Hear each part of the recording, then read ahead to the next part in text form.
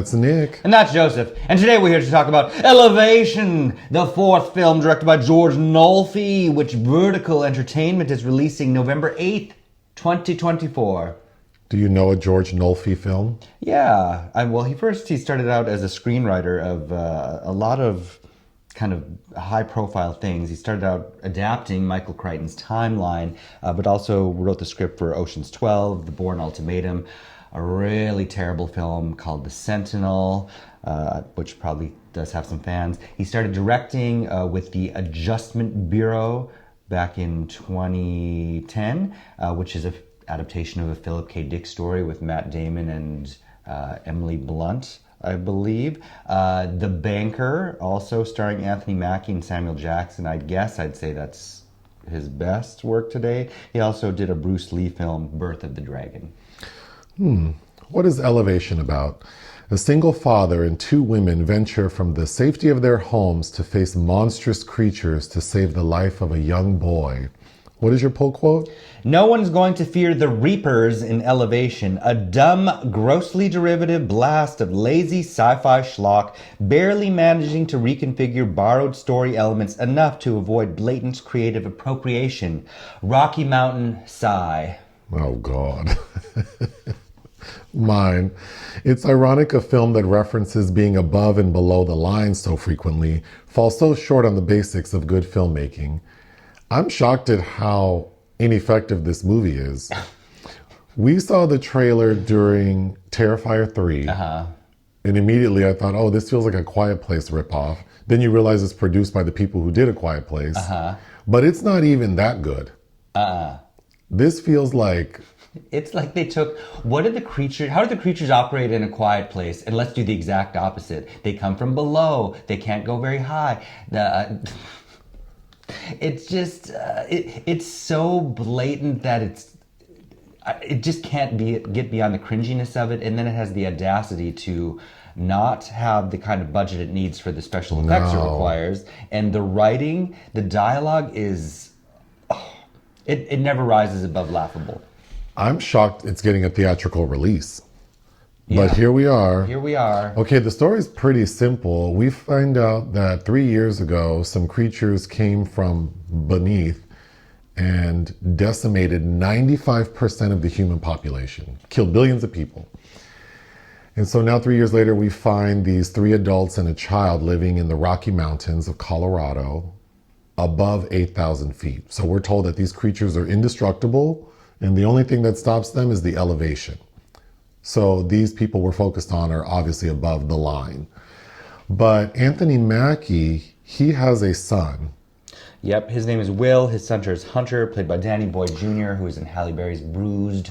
And the kid is maybe, like 9? But he has respiratory issues, which again feels so cliched. Yep. That the kid has medical issues and requires like a special filter for his respirator, I think. So his dad is like, well, I have to go somewhere to find these filters. And of course, he doesn't live with these 2 ladies, but they're kind of in close proximity. So they're all on the homestead. Yes. One of them is played by Morena Baccarin, Nina. Who I know from Deadpool. She's also stars opposite Sigourney Weaver in The Good House. Oh. We reviewed that movie. We did. The other lady reminds me of Florence Pugh. Katie, played by Maddie Hasson, who we reviewed in Malignant and We Summon the Darkness.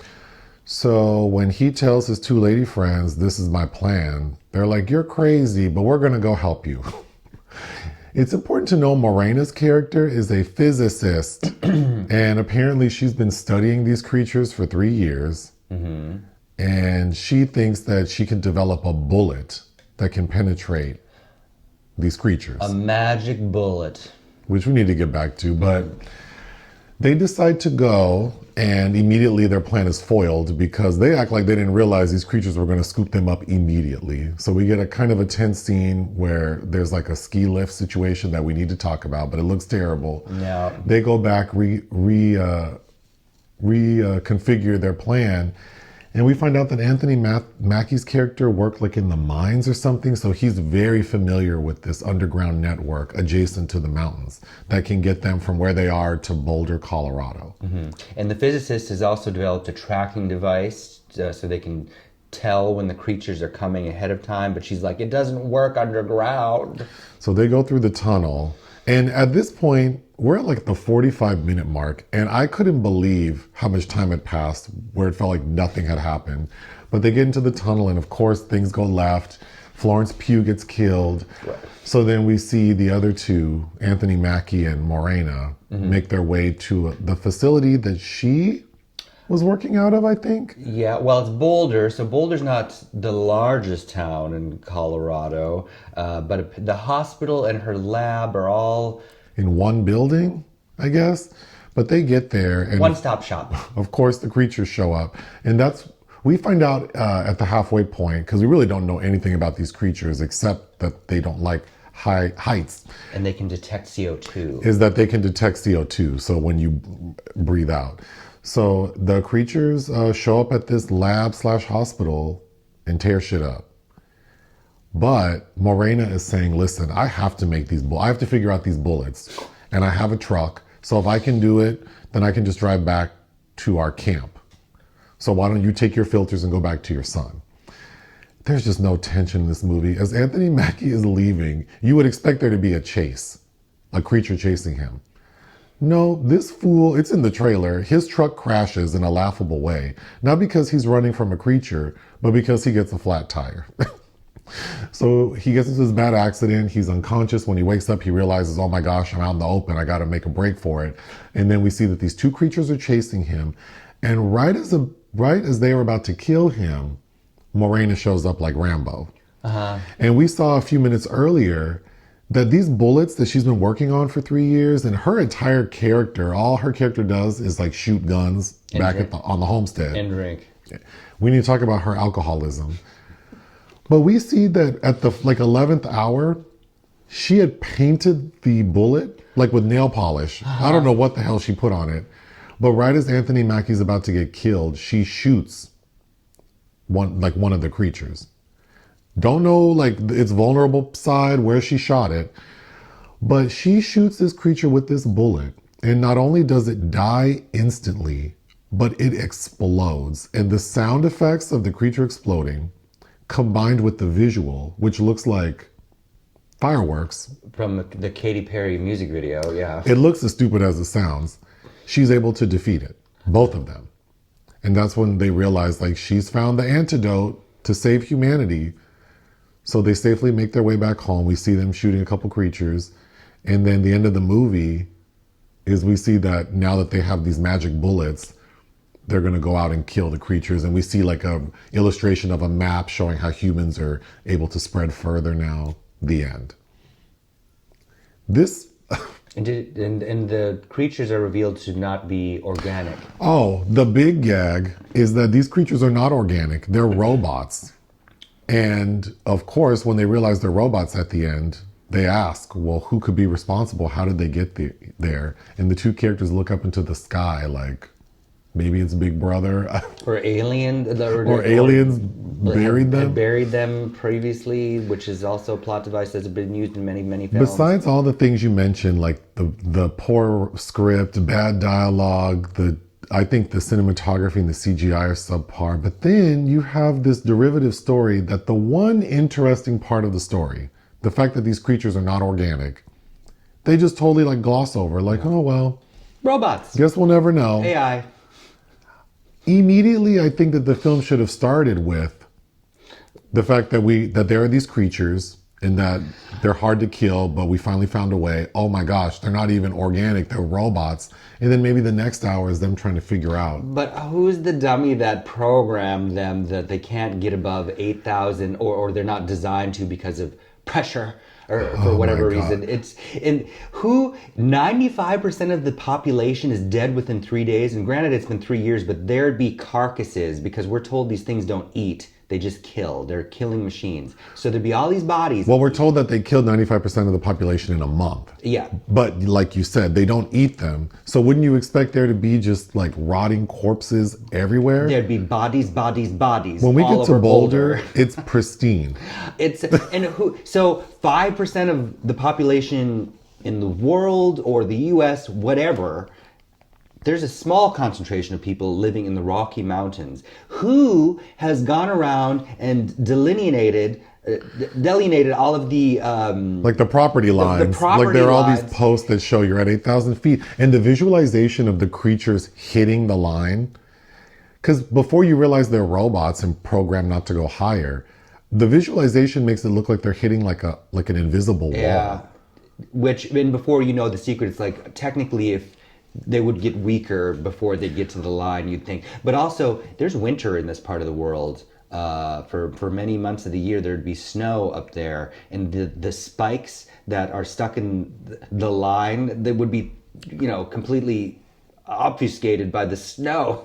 How do they know? Let's talk about Morena's character, because she says she's been studying these creatures for 3 years, and you said something funny because you said she's not convincing us someone who studied anything for 3 years except boozing it up.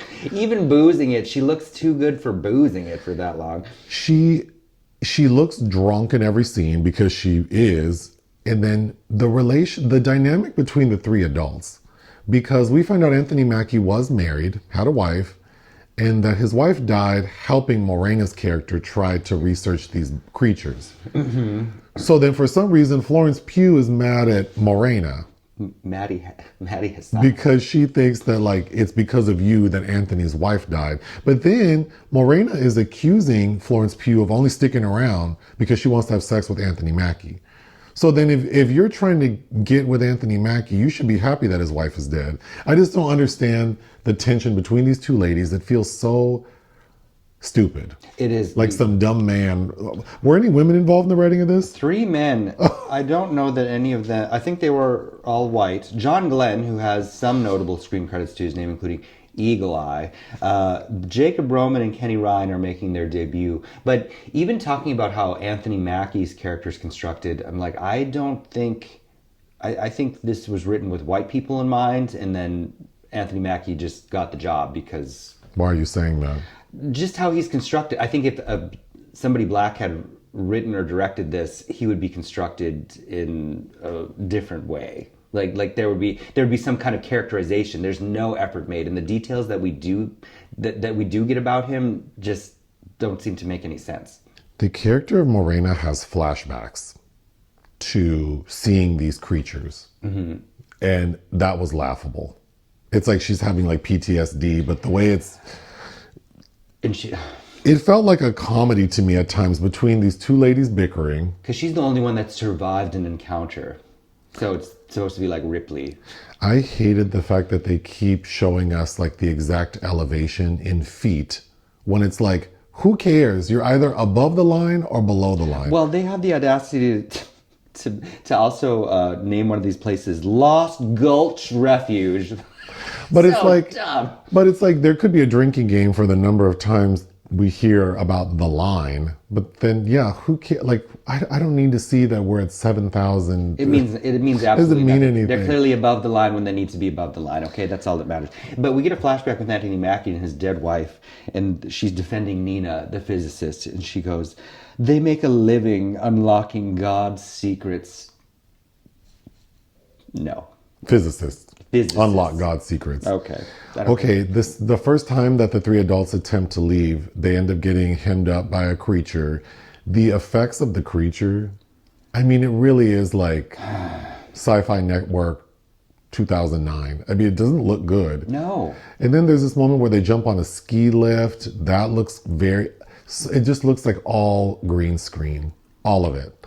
And then there's a moment when Florence Pugh falls from the lift. And the way she falls, it hits the ground, and the way they represent the air. The editing is, I think they just didn't really have the resources to do what they needed to do, which is usually a sign for somebody to rewrite some actual character development and tension, and There was a supporting character that I tried to look up and couldn't find, but when I believe it's Anthony and Morena go to get guns. Oh, the farmer tan.